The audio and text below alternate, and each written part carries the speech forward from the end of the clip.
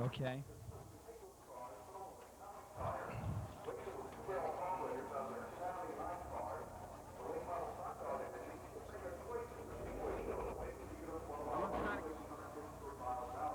Won't be a moment. Yeah.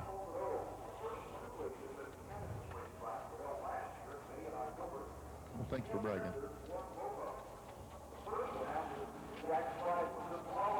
Oh, did you hear that? What? He said, Robert. I didn't. What was that? They were talking either of them.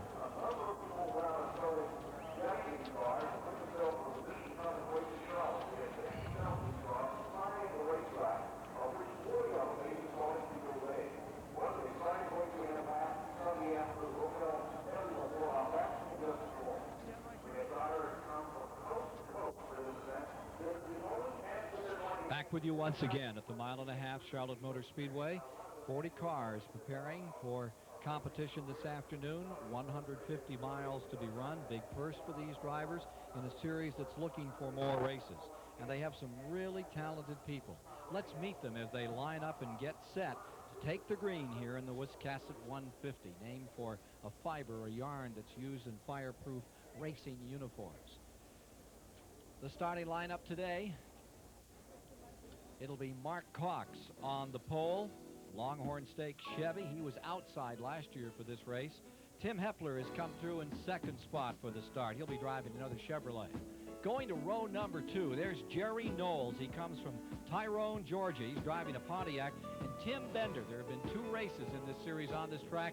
He's the champion snowmobile racer that's won them both. In row 3, watch this guy, Bobby Faggart. He used to work on the grounds crew here at the Charlotte Motor Speedway. What a story he is. He worked there about a year and a half. Now he's out here as a racer where he's always wanted to be. He's an outstanding driver at the Concord Speedway in North Carolina. And there's young Todd Bodine outside of row 3, the third of the Bodine brothers. Going to row 4 today, there's Richie Petty.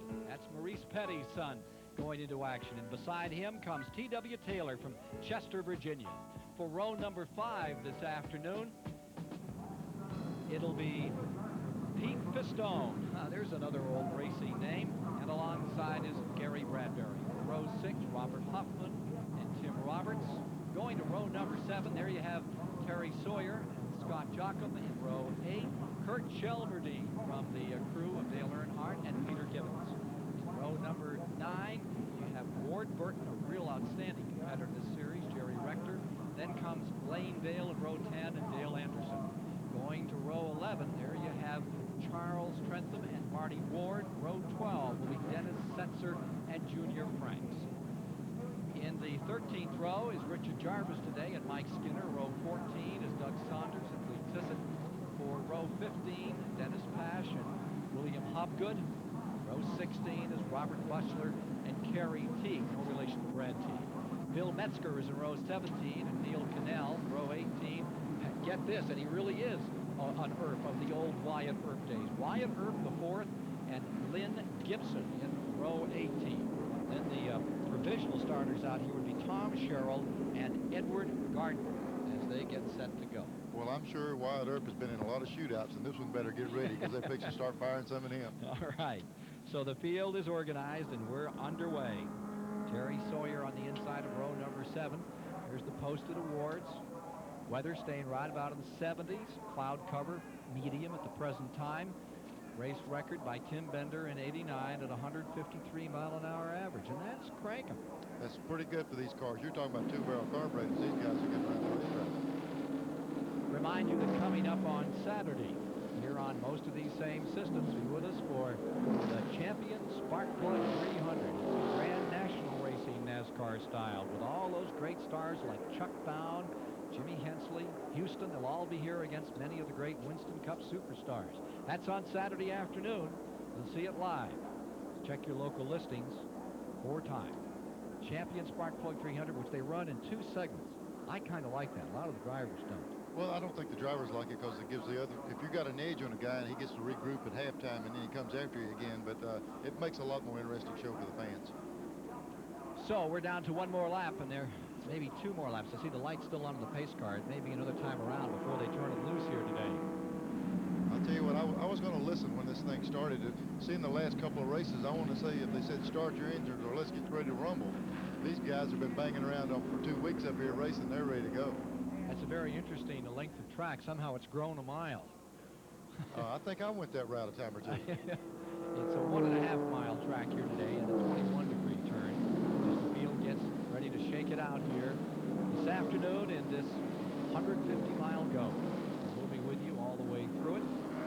See if Mark Cox can finally win one. As we said last year, he started outside of the front row and he led a long time in this race before he fell back. But the guy you really want to watch for is Tim Bender on the outside of row 4. Here's the snowmobile champion from up in New York State, and he just keeps on coming on. But I'll tell you the guy they're going to have to deal with. He's already won 2 main events this year. That Robbie Baggert from Concord, North Carolina, the Perfection Plus Chevrolet. That guy just looks like a racer. He loved racing so much he would do anything to get into Charlotte Motor Speedway, so he worked here for a while. He was in charge of moving tons of dirt as they continue construction that goes on around this racetrack. He does not like to be called the person that mowed the lawn, but the guy sitting next to you, assuming they say, yeah, I had him mow the lawn. Let's go to Charlie Hurd. This Wiscasset 150 is so called because it's 150 miles and about 150 laps. And I talked to a number of drivers about whether the fuel consumption would allow them to go all the way without a pit stop.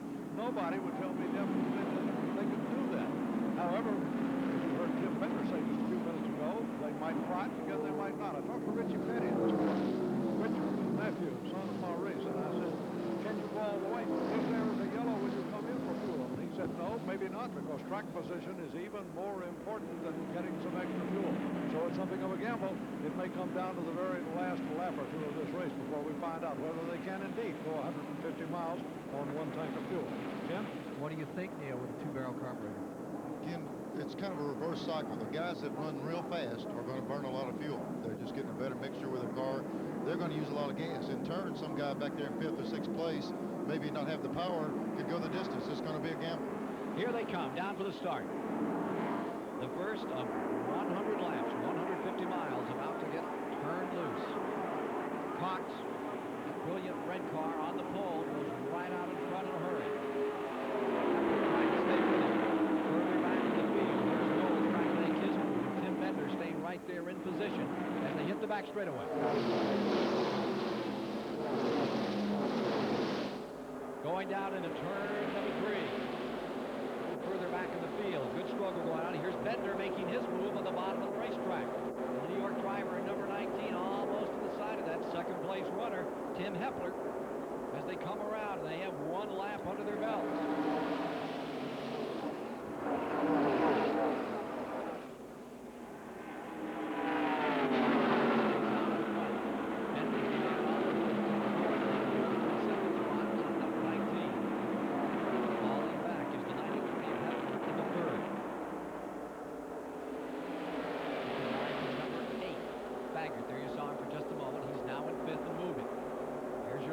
In the 31. Mark Cox up in front. Here's Bender closing ground. Down they come to the stripe another time, and on the bottom of the racetrack, the white car, number 66, Jerry Knowles, knows it's in there. Up in the 3rd. That drops Hepler from the outside of the front row back to the 4th. Here's the 19. Bender taking a shot, taking it 3 wins out of 4 races on this track in this new and exciting series. Coming around to complete lap number 3. Bender closing ground in the 19. Whoa, 31. Cox is loose. 3 wide as they come down to the line. And we've got a crash up here in turn number 4. Big time. 1, 2, 3. Shelverdine's car getting ripped up out there. Several other cars. There's at least 10 cars all the way down from turn 4 nearly the start-finish line. Machinery getting ripped apart. Well, take your choice as to where it was. It was all over the place. As the leaders came to the line, trying for 3 wide behind them, things got a little hairy. Yeah, we were talking through the garage area this morning, and these guys, the car got loose coming off the 4th turn here. And what happens at this racetrack is limited vision off that corner. They see a guy spin, then the guys behind him start locking it up. These guys aren't wrecked back here till they see the accident and get on the brakes, and they can't get the car stopped and lose control of them. They just keep stacking up off of that corner. It One of the worst victims was one of the last cars in it. The car is still up against the wall down here, and the ambulance is there with him after a very hard hit. Now here you see the number 86. At least 12 cars involved. That's Dennis Pash out of Auburndale, Wisconsin. And here you see some of that machinery stacked up against the wall. There's 3 down below us, 1 further up the track, all sandwiched into the outside barrier here. This happening in lap number 3. The field now completing 4 laps.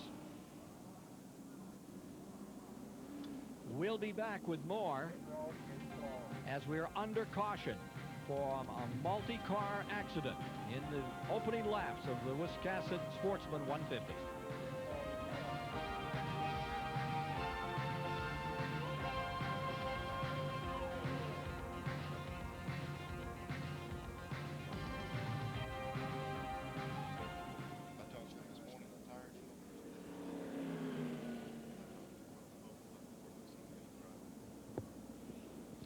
See that? There was about 4 of them spun at the same time. Yeah. So they got the tires hot. Yeah. Okay, I needed a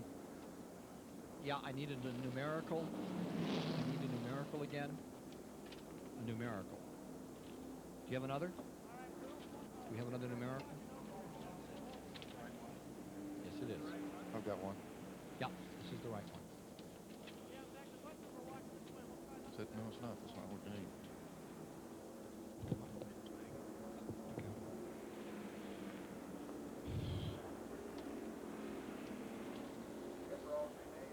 Okay, I need a list on all of them.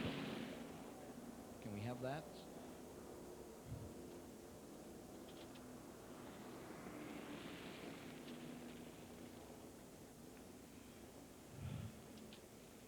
Red flag. Okay, we have a red flag condition.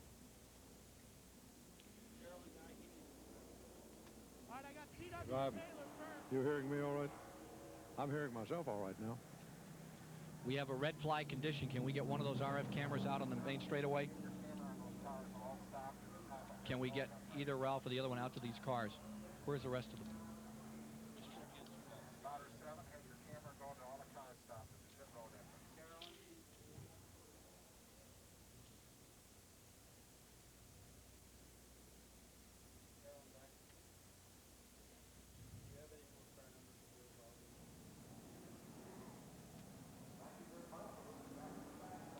It was helter-skelter out of turn number 4 in the Wiscasset 150. 4 cars are still against the wall. Kurt Shelmerdine's car, the car of Dale Anderson out of Denton, North Carolina, the T.W. Taylor car from Chester, Virginia, the Terry Sawyer machine from Melbourne, Australia, all sandwiched into the outside barrier here, and we have a red flag condition with 4 laps complete, and they're still removing those cars from the outside of the track.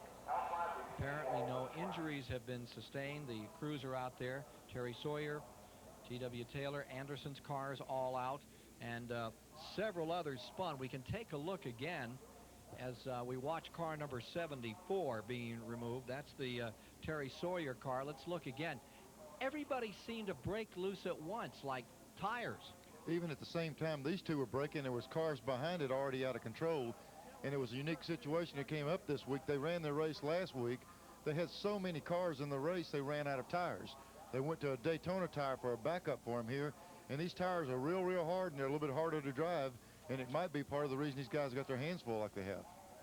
There's so many spinning at once. You saw the number 17, the Frank's car, looping up there as well. Let's go to Ralph Shaheen. Well, Ken, we're standing down here with T.W. Taylor, who started this race off in 8th. And T.W., what happened out there? Well, we were all running real close together, and I was kind of pulling up beside the 78 car coming out of the turn over there, and we kind of bumped going in the back straightaway. And as we went to the turn down there, Petey used that, Pistone used that opportunity to get by me, and when he popped up in front of me, I had to get off the gas real fast. When you let off the gas too fast, the car comes around on you, and couldn't get it back. Well, it's a great start for you. It's got to be one of your most frustrating days, I would think. Yeah, everybody, the crew, and everybody's worked so hard, and all of a sudden you're sitting here, and it's real anticlimactic. It's real bad. Well, Ken, this guy, you can be sure, we'll be back. Ward Burton's car is in trouble from this incident. Tom Sherrill's car has crashed as well. And the Shelmerdine car now being towed away. That one really took a hit. It looks like one of Earnhardt's after a short track race. I believe he borrowed that one from Dale. That Here's thing Ralph really Shaheen did take a again. lick. Yeah. Ralph? Ken, we're down here with Kirk Shelmerdine now. Kirk, what's your side of this? Well, I don't know. They were crashing when I got there. I thought maybe I could weave through a hole or two there, but the cars were going back and forth across the racetrack, and one of them came back and hit the wall right in front of me, and I pretty much nailed him. And I got nailed too. So it's one of those deals where it just piled up. You feeling all right? The car looks pretty bad. Car's pretty bad. I'm fine. Kirk Shelmerdine is going to go back and prepare now for Sunday in Dale Earnhardt. Well, let's talk about the cars that were beaten up in that and go down through the list. And the good news is it doesn't look like anyone has sustained any injury from this incident. Bill Metzger's number 0 out of New York was involved. The Kurt Shelmerdine car you just saw. Dennis Setzer's machine was in trouble there. The 17 car of Junior Franks was also involved, as was the number 86, the Dennis Pash car. The 88 car, which is Neil Cannell's machine. The 62 has been taken back behind the wall. Ward Burton's car, they're trying to get that one back out here as well.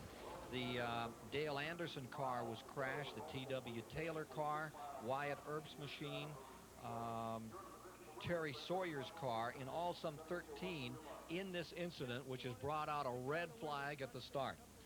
Well, there was 13 lost, but we're still lucky, as tangled as it was off turn 4, to get some more cars through without losing a lot more. Here's the 24 car being brought back in. That's the Dale Anderson machine from Denton, North Carolina. Here's Charlie Harville. I've got Ward Burton of South Boston, Virginia, who was involved in the wreck. Are you all right, Ward? Yes, sir, I'm fine. What happened? Well, some of the guys in front of me just lost it. I don't know if they got together or not. I was just sitting back there biding my time. I think I'd picked off 5 or 6 positions, and we were going to the front, but this class is generated so people get experience, but the problem is some of the guys haven't got enough experience to even run a late model stock race, and they want to go to the front in the first lap, and that's why that we have long races, so we have ample time to get up front, and it's just a shame. I'm sorry for Bobby Temple and Jimmy Bailey, my car owners, and everybody's put out a lot of effort, but that's racing. Ward Burton, thanks very much. Glad you're okay. I guess the car will not be back in the race. No, sir, I think it's pretty well shot for today. That's Ward Burton, South Boston, Virginia, through for the day. I predict someday you're going to see that Ward Burton in Grand National, even Winston Cup. He's a slick guy and he's a good racer. Well, we're under red here at the Charlotte Motor Speedway. 4 laps have been officially completed for this 13-car melee brought it to a halt.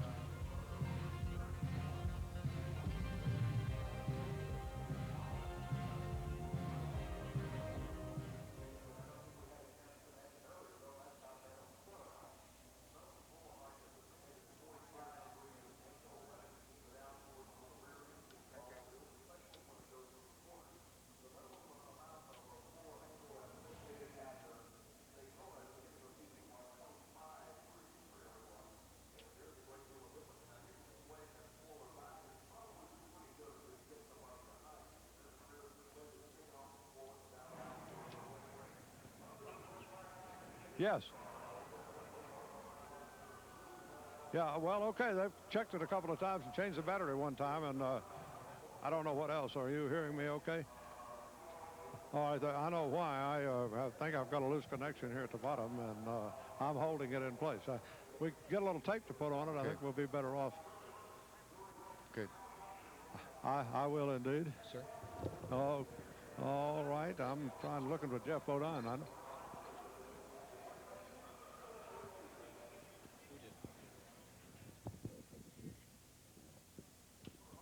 Okay. What did you Said they say, were all Neil? concerned they were so hard that when they pushed them that they got away from them. Who said that to you? I'm hearing in the truck.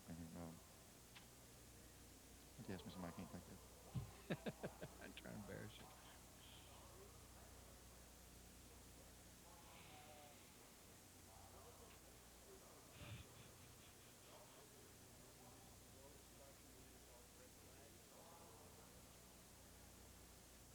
Call it timeout.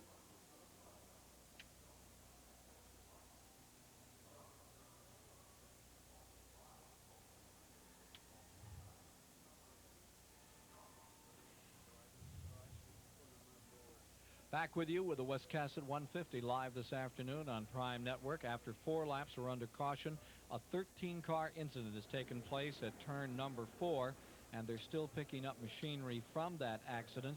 There you see the Kurt Shelmerdine car back, and it looks like it has had a very hard day. Well, I'll tell you what, you know, these guys come to Charlotte to learn how to race and learn how to run super speedways. It's a learning experience, and that's the part that you don't want to learn, how bad you can wipe out a race car. Interesting to me that Shelmerdine is doing it only so he has a better sense about what it is that his man Dale Earnhardt, whoever is in the cockpit, is having to deal with out there. And he is a thorough student of it, and I think he also likes to race. Well, I think he used that as a good excuse to do that. But it's a good insight on what that driver goes through. You know, the guys always are trying to tell you need to do this to the car. Is the car doing this? But until you've been under those conditions, the heat, the noise, the rattling around, it sounds like the engine's going to blow up every lap, and then they're trying to communicate on the radio. It gives Kirk a little bit more insight on the feel of the race car, when it doesn't need more spring, does it need less shock, stuff like that. So I think him and Dale are communicating a lot better now. Well, the last of the cars which were in the incident are now being removed from the track, and with that, I think we're going to be back to a green very shortly. This was another one of the cars up against the wall that's being removed now, and as soon as it is, these cars up in turn number 4 will be back underway. Let's take a look in replay again at what brought this situation about, Neil. Well, when it came off the corner, the car loose was in the bottom below the line. You saw him sideways. He was actually sideways before he got to that point of the racetrack. And this car's wrecking here were wrecked 200 yards on back down the racetrack. You're seeing the aftermath of they lost the car back in the middle of the corner. And the minute these guys touch the brakes, the cars are going to turn around. You can have driver meetings with the rookies, with Richard Petty, Bobby Allison, or anybody. You can't tell a guy what it's like, that you shouldn't mash that brake pedal, you shouldn't do this, you got to be gentle what you do. The only way you learn is in the heat of battle, and these guys are learning the tough way right now. T.W. Taylor's car has been picked up. It's going back by, and there you see the number 24 machine. Boy, there's some heavy abuse out here. There's Dale Anderson's car. Here's Charlie Harper. With Jeff Bodine, whose younger brother Todd is running in the race and attempting to join his 2 elder brothers in Winston Cup someday. Did you see what happened, Jeff? Yeah, just one of those fellows crossed up coming off turn 4 and spun around, and then another couple run into him. One of those things, you know, those things happen. If you start in the back of the pack in the beginning of a race, that can happen. Fortunately, Todd was ahead of that. He started in, 6th position, so he's running 5th right now, looking good out there. Is this a good series in which the men can get experience to drive in Winston Cup later on? It really is, because they're driving the same cars that we drive. They bought some of our old cars, Winston Cup, Busch Grand National. So they're riding in exactly what we ride in, and basically the same tires that Goodyear furnishes them. The only one difference is they have a little less horsepower, or quite a bit less. So it keeps their speed down. It isn't quite as much a handful for them it is for us. So it is a good way for them to learn, to get experience on a super speedway like here at Charlotte. And you know, the race the other day was really exciting, and this one's shaping up to be a good one too. I've asked you many times why you like to win poles and why you like to be in front. I think we just saw an example of it here. It's a good example why you need to start in the front. Anytime, anywhere, it can save you from getting in a wreck like we just saw. What about the tires? Has Todd said anything to you about the fact they were using softer tires last week than the ones they brought in for this race? No, his car is handling really good. It ran good last year here, and he hasn't said much. He said the car's a little tight right now. It's pushing. The front end doesn't want to turn real good for him, but I think after he runs some laps, get everything hot, Brett and I both feel like the car will come in and he'll be okay. How did you feel about your qualifying effort today? You qualified 13th for the Winston Cup race on Sunday. Oh, you know, no, we'd rather be first, but the competition is so strong, and we really picked up a lot with our car from practice through practice and then into qualifying, so we feel pretty good about it. It wasn't that far off. Dale Earnhardt only beat me by 1/1000th of a second, so we're right in there, and the car does feel good, so we'll have a good race setup. And you know, after qualifying's over with, don't ask me about qualifying. That's history. We're thinking about the World 600 right now. That's Jeff Bodine looking forward to Sunday. There you see some of the marks from some of those participants who found the wall here at Charlotte. You were talking a moment ago, Neil Bonnet, about the use of brakes out here, and I know that Dick Beatty is so conscious of making sure that rookie drivers in Winston Cup get a sense, and I know that these boys were lectured long and heavy before this event about what you do out here, but talking it and doing it are two separate things. You've been one of the people instrumental in rookie meetings for 2 or 3 years and never got much credit for it, but what do you tell people about what do you look out for in a situation like this? Well, what I always try to tell the guys is when you get into a problem like the guys, the wreck had happened. There was a wreck up in front of them, and then it started just multiplying back behind them. Don't give up with your race car. When you drive in there and you say, man, there's a wreck, I'm going to lock up all 4 tires, I'm going to get this thing slowed down. Well, when you lock those tires up, there's virtually no control of it. The thing to do is keep driving that race car. Slow it down as much as possible without sliding the wheels. Don't give up. You know, everybody used to say just turn the wheel left, lock all 4 wheels up, slide to the apron. You can't aim that thing with those wheels locked up.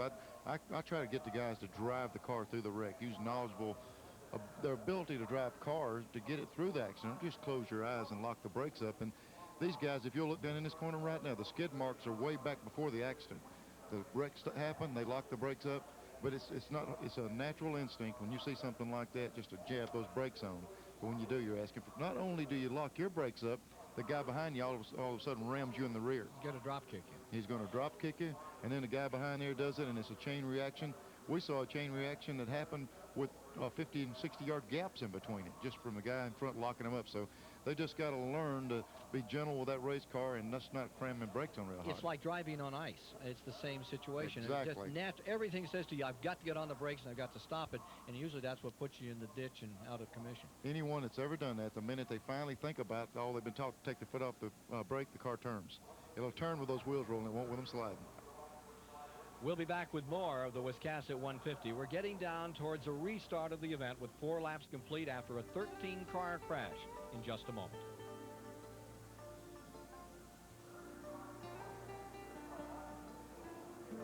Hello to the NEP Super Shooter 5 guys. That's Joe Stausick. Huh? Yeah. You know that even that wreck happened there in the bottom. The other guy, Doug, had already broke loose from sitting that other guy. I believe they're going to have trouble. I might be wrong. The tire stuff's going to be a mess up on it.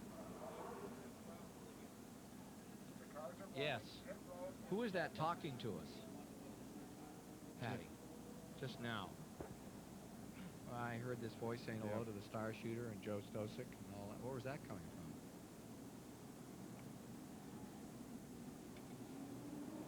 Yeah, but they were playing with me. I'm scatterbrained.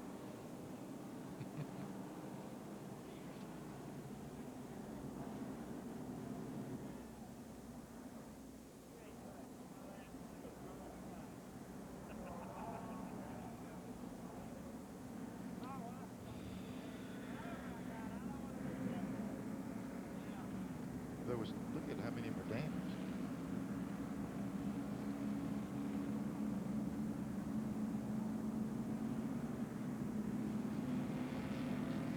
Okay, who among those that now comes in with this car? Dale is in.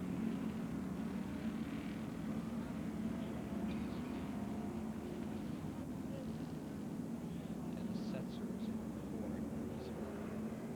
They'll be able to On the restart, you need just to ISO the back of this field. You just ISO about the last 10 cars, and you need to be wide over the front 3 or 4 up in front, Patty. Thank you. Got to be able to sell all the old Winston Cup cars again next week. Pardon? There'll be a market for Winston Cup cars again next week.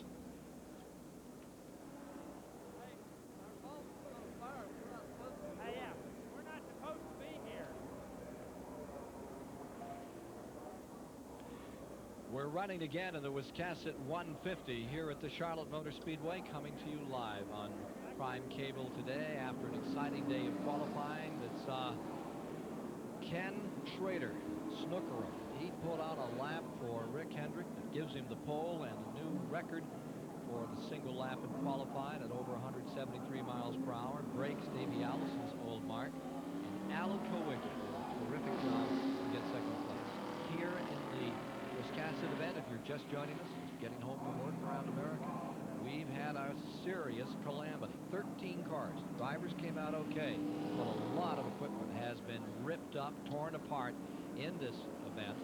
And now with the red flag being lifted, we're back under caution. These are counting laps, and we're up to of the 100 now complete. And we're going to get green, we say, next time by. And Neil Bonnet working alongside is going to be here with you with the Champion Spark Plug 300. The issue here is the tires, and if they are hard and there's some inexperience here, we may see more of this. Well, hopefully we won't. We wanted to see some excitement, but I was looking for the excitement we saw last week, the side-by-side racing. Hopefully when this thing shakes out here and these guys get things under control, this is a good close racing. Last of the cars on pit road are just about to come out. Looking down below, Dennis Setzer's car has been in there. I think he's lost a lap.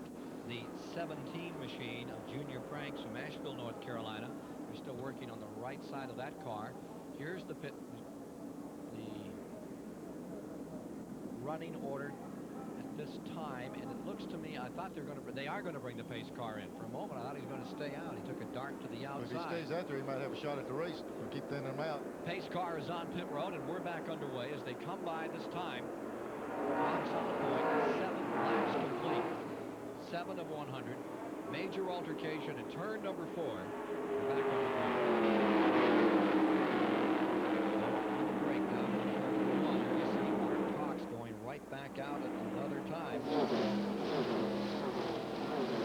has led from the point from the beginning. Cox stays up in front. The 19 stays right there in second. Tim Bender taking his time. Now Bender goes to the bottom of the racetrack as he goes for first place. Bender coming up on the bottom. I think after what they saw a while ago, the front's the place to be. They're going to try to get up there. Tim Bender takes on the 66 and Jerry Knowles, who started third. Now back straight away. Bender has won 2 events here, looking for 3 in this Super Speedway Sportsman Series. There's the 66 up into second. Jerry Knowles. Coming down out of turn number 4. 10 laps complete. This time, car number 8. Robbie Faggart started inside of row 3.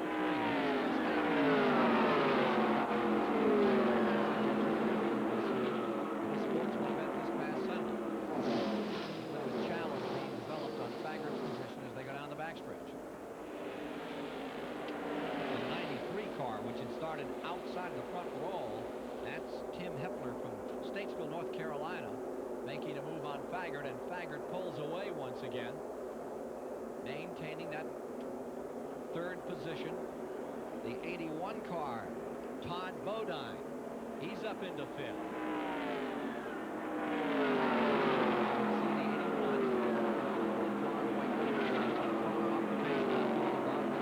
That is not the 66 car that's running in second, although it's painted somewhat the same. They scramble a little further back here.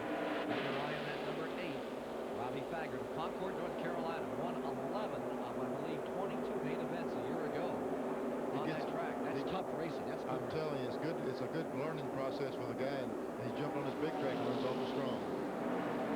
Rival car number 8 continues to fend off Hepler. 3 other contenders right behind him.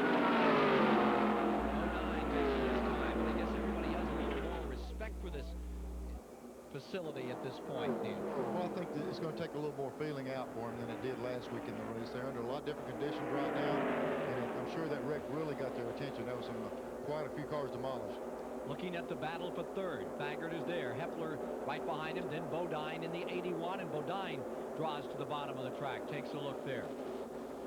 Back across the line as they complete their 12th of 100 laps.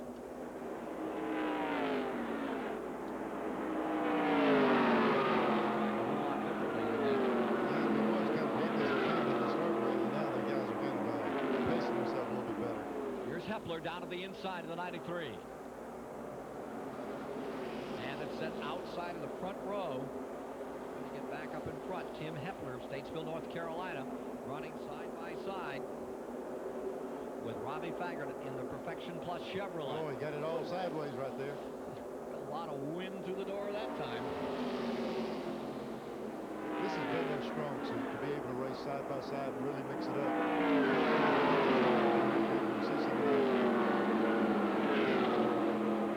At these speeds, these tires, how long outside. Well, the 8 car's been able to run up there. He's the only car I've seen that likes the outside real well. He ran good there the other day. And I think they're going to find out that that top's going to be a good place to get once they get the feel of the car. Todd Bodine is now the challenger on Faggart. And there is a big interval between the first and second place cars and this third place car, the black number 8. Here's Todd Bodine closing ground another time. Wild 13-car incident. Had a red flag out. Fortunately, no one hurt in the incident. A lot of equipment torn up.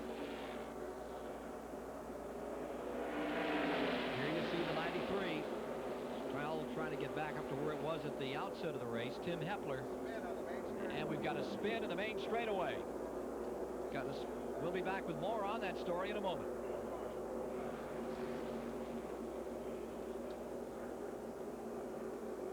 I think that's one of them